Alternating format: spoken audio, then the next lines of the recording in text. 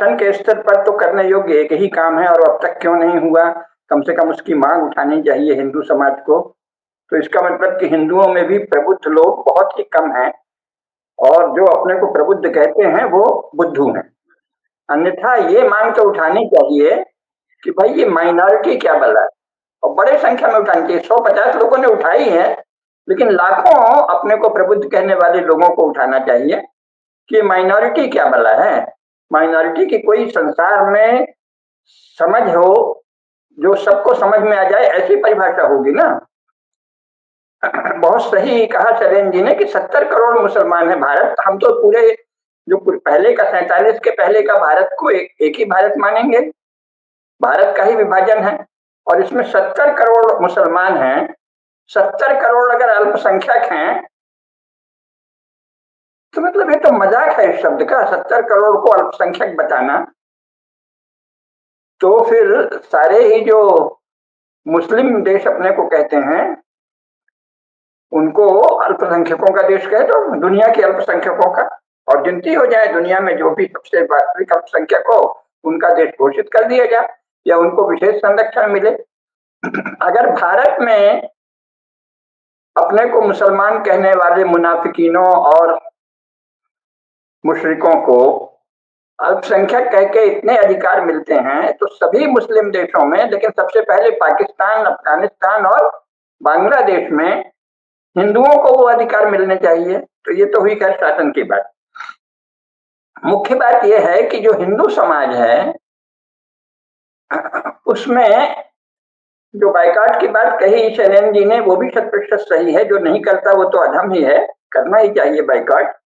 लेकिन एक बात का व्यापक प्रचार होना चाहिए कि सच्चा हिंदू नेतृत्व तो वही है, और किसी को हम हिंदू नेता अब नहीं मानेंगे।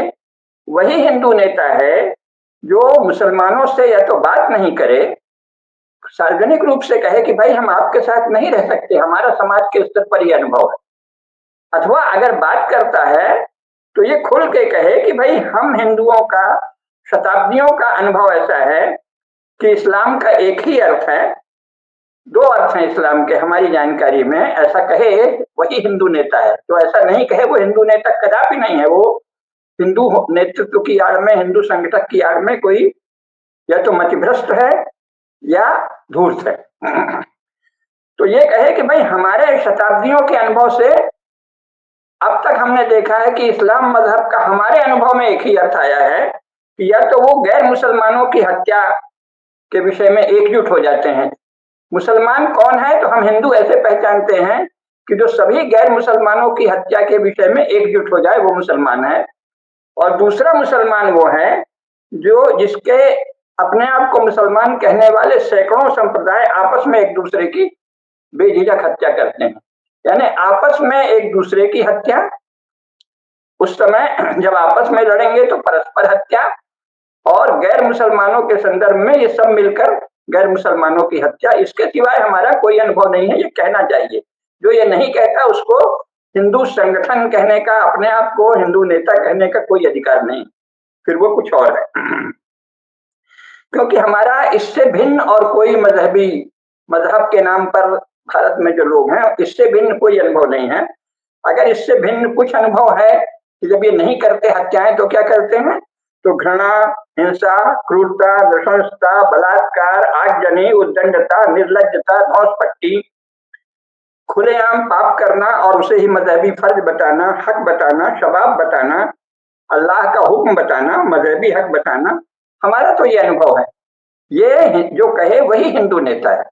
जो ये नहीं कहता वो हिंदू नेता नहीं है। हिंदू कुल में उत्पन्न कोई कुलांगार होगा, कुलकलंक होगा, और हिंदू के नाम पर, संगठन करने के नाम पर वो हिंदू कुल कलंक है। जो इतना भी नहीं कह सकता तो वो बात क्यों करता है। और दूसरे, हिंदुओं को बड़े पैमाने पर मांग उठाने पर कई वर्षों बाद सब साकार होता है। मांग तो ये उठानी चाहिए कि भाई हम मुसलमानों के साथ नहीं रह सकते, इनकी अलग बस्तियां रहें, हिंदू बस्तियों से भिन्न इनकी बस्तियां रहें, और उस पर हम निगरानी करेंगे। जब तक ये नहीं होता तो हर मदरसे या मस्जिद में क्या तकरीर होती है इसका सार्वजनिक प्रसारण होना चाहिए, हम सबको पता रहे। और पुलिस के पास ही रही रिकॉर्ड नहीं रहे, बल्कि समाज को, हिंदू समाज को पता रहे कि ये बातें क्या करते हैं, ऐसा कौन सा जहर ये घोलते हैं, ऐसी कौन सी घिनौनी, कितना निकृष्ट इनका विचार है कि कोई डॉक्टर है तो भी वही दुष्कर्म करेगा, बहुत बड़ा डिग्री लिए हुए है तो भी वही दुष्कर्म करेगा, पाप करेगा, नृशंस अपराधी होगा। डिग्री लिए है डॉक्टर का, डिग्री लिए है वकील का, डिग्री लिए है कुछ और का, डिग्री और बना है बड़ा अच्छा व्यापारी, लेकिन काम एक ही करेगा, घिनौना, अमानवीय, नृशंस, क्रूर, पापमय दुष्कर्म, घृणा, गैर मुसलमानों से घृणा और आपस में घृणा, और कुछ भी करना, अंतहीन पाप। तो भाई इनके इनकी जांच होनी चाहिए, या ये स्वयं बताएं। और हिंदुओं के विषय में तरह तरह के कानून भारत सरकार में, और विशेषकर मोदी जी ने भी आके बना दिया है कि अमुक है, शेड्यूल कास्ट है, शेड्यूल ट्राइब है, फलाना है, ढेकाना। उसको उसने अगर कह दिया कि हमारे साथ ये हुआ है, तो वो आरोप गलत है, ये सिद्ध करने की जिम्मेदारी उस व्यक्ति की है जिस पर आरोप लगाया गया है। तो फिर इस्लाम के तो इतने व्यापक उदाहरण मौजूद हैं, प्रमाण। तो फिर अगर हिंदू ये कहता है कि भाई हमारी समझ से इस्लाम का, हम तो एक ही अर्थ जानते हैं, हत्या, हत्या ही इस्लाम का पर्याय है, तो इसको नहीं सिद्ध करने की जिम्मेदारी अपने को मुसलमान कहने वाले लोगों की है, हमारी नहीं। ये हमारा जिम्मा नहीं बनता, क्योंकि हमारा तो अनुभव है शताब्दियों का। हम मुसलमान होकर भी हत्यारे नहीं हैं, अपराधी नहीं हैं, बलात्कार के पक्षधर नहीं हैं, आगजनी के पक्षधर नहीं हैं, हिंसा के पक्षधर नहीं हैं, मनुष्य जाति से अपने सिवाय से सबसे घृणा करने वाले नहीं हैं। हम इतने निकृष्ट नहीं हैं कि संसार के सामने खड़े न हो सकें, हम इतने जलील नहीं हैं, हम इतने कमीने नहीं हैं, हम इतने गए गुजरे नहीं हैं कि हम मुंह न दिखा पाए मानव को, है, और इतने बेशर्म नहीं है कि ये सब घिनौना पाप करने वालों का भी पक्ष लें और इसे अल्लाह का हुक्म बताएं। ये जिम्मेदारी उनकी है जो अपने आप को मुसलमान कहते हैं। हम हिंदुओं की ये जिम्मेदारी नहीं है, क्योंकि हमारा तो ये प्रत्यक्ष अनुभव है शताब्दियों का। तो ये बातें सार्वजनिक जीवन में, सार्वजनिक फलक पर, राष्ट्र के फलक पर व्यापक रूप से आनी चाहिए। और ये भी पूछना चाहिए कि आखिर क्या बात है कि जो विश्व के टॉप मोस्ट, जिसे कहते हैं आजकल तो अंग्रेजी चलती है, 10 टॉप मोस्ट आतंकवादी संगठनों की सूची जारी हुई है, उसमें सबके सब मुसलमान क्यों हैं? समस्या क्या है ना? चाहे वो IS हो, ISIS हो, चाहे तहरीके तालिबान हो, चाहे कौन सी जमात नुसरत अल इस्लाम हो, चाहे हमास हो, चाहे हिजबुल्लाह, लश्कर ए तोयबा, हूती, अल शबाब, सारे ही जो हैं ये मुस्लिम संगठन क्यों हैं? आतंकवाद का ठेका संसार में मुसलमानों ने क्यों ले रखा है? और उस पर से इसके साथ ये बात भी करनी चाहिए कि ऐसे प्रत्यक्ष प्रमाण होते हुए भी जिन पापियों ने, कमीनों ने, दुष्टों ने हिंदू आतंकवाद या भगवा आतंकवाद शब्द उछाला, उनके विरुद्ध दंडात्मक कार्रवाई शासन क्यों नहीं करता? और जब तक नहीं करता तो हिंदू समाज के तरह तरह की सभाओं में उनके प्रति निंदा सार्वजनिक रूप से क्यों नहीं हो कि ये हिंदू कुल कलंक हैं, राष्ट्र के कलंक हैं, ये मजहबी आतंकवाद ही नहीं, मजहब के नाम पर हत्या और नफरत का सौदा करने वाले राहुल गांधी आदि जो भी उनको उल्टा हिंदुओं को जो कहते हैं, तो उन पर सवाल उठाए जाने चाहिए कि तुमने ये तो सारे संसार में घोषित 10 सर्वोच्च आतंकवादी संगठन हैं, वो तुमको आतंकवादी और नफरत वाले नहीं लगते? तो तुम मनुष्य हो या क्या हो?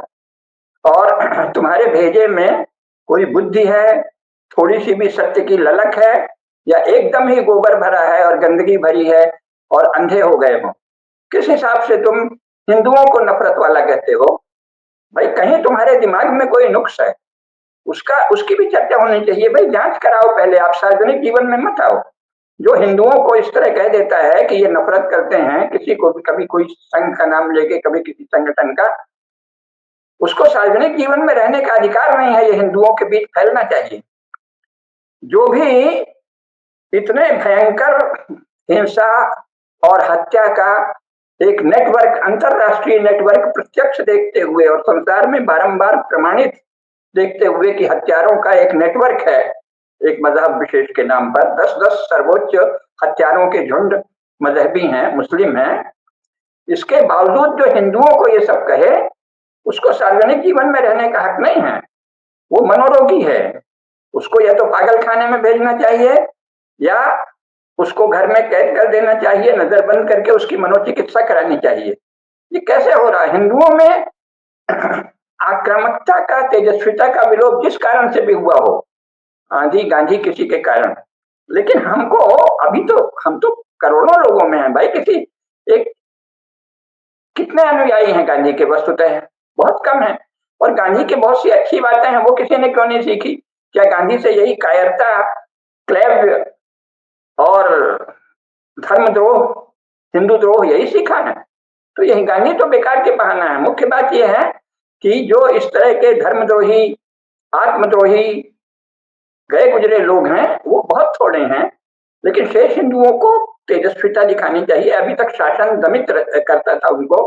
हिंदुओं का दमन कांग्रेस के समाजवादी धड़े का प्रयोजन रहा है, और जब से सोनिया गांधी ने टेक ओवर किया कांग्रेस को, तो सोनिया और राहुल का तो हम सभी जानते हैं, उन्होंने तो एक बिल ही तैयार करा लिया था कि दंगा हम कराएंगे और फिर हिंदुओं को गिरफ्तार करेंगे और उनको आजीवन जेल में डाल देंगे। तो ये सब लोग जानते हैं। तो हिंदुओं से कोई तेजस्वी स्वर, कम से कम वाणी सार्वजनिक जीवन में तो आए। जैसे हमारे शैलेंद्र जी और आदरणीय प्रोफेसर कुसुमलता केडिया जी निर्भयता से, तेजस्विता से बात को रखते हैं, ऐसा रखने वाले भी बड़ी संख्या में लोग आने चाहिए हैं, अभी भी थोड़ा और होने चाहिए। और इसका भारत का जो चिदाकाश है, चेतना का आकाश है, उसमें हिंदुओं की ये तेजस्वी वाणी और इतने गए गुजरे मानवता के जो कलंक हैं उनके ऊपर आक्रामकता का वातावरण छा जाना चाहिए। कब तक हम इतने दबे दबे रहेंगे? किस चीज के लिए दब रहे हैं? जो हत्यारे हैं, जो मानव जाति के नाम पर कलंक हैं, जिनको कहीं मुंह दिखाने लायक जो नहीं है, वो तो बढ़ चढ़ के हेकड़ी दिखाते हैं। और ये हिंदुओं को क्या हो गया है? अपने आप को बौद्धिक कहने वाले हिंदुओं को क्या हो गया है? धर्म क्षेत्र में भी थोड़े से लोग तो हैं, लेकिन बाकी लोग ये क्या तालमेल करते हैं? मैंने तो कई धर्माचार्यों के मुंह से उठपटांग बातें सुनी है, अल्लाह उपनिषद में है, और ये मतलब पागलपन, विक्षिप्तता, धर्महीनता, ये क्या हो रहे हैं? तो हम लोग शासन से तो मांग करेंगे ही, और इसकी ये जो अल फलाह, क्या कुछ ऐसे ही कुछ नाम है, अल फलाह चैरिटेबल ट्रस्ट, इसकी शासन तत्काल जांच करे। इसके उद्देश्य क्या हैं, इसके संस्थापक कौन लोग हैं, इसमें कौन कौन लोग सक्रिय हैं, इसको फंड कहाँ से मिलता है? 1996 से जगह जगह, चेन्नई में, दिल्ली में, और वो उत्तर प्रदेश में नूह कौन सा है, राजस्थान में कहाँ कोई नूह नाम का इलाका है, वहां इसकी जो शाखाएं सक्रिय हैं, उनके बारे में भारत शासन कर ही रहा होगा, लेकिन हमको भी मांग करनी चाहिए भाई, हमारे सार्वजनिक रूप से आए। ये फरीदाबाद में क्या कर रही थी ये अल फलाह चैरिटेबल ट्रस्ट? इसी से जुड़े हैं ये। इनकी अल फलाह यूनिवर्सिटी में ही ऐसे कमीने कुत्ते हैं जो डॉक्टर कहते हैं अपने आप को, और ऐसा भयंकर षड्यंत्र करते हैं विस्फोटक। मानव जाति के हत्यारों के रूप में इनको चिन्हित किया जाए, और ऐसी यूनिवर्सिटी जो है वो तत्काल बंद की जाए, और उनको चलाने वालों सबको जेल में डाला जाए, क्योंकि तो मानव जाति के हत्यारे हैं। तो यही कहना है।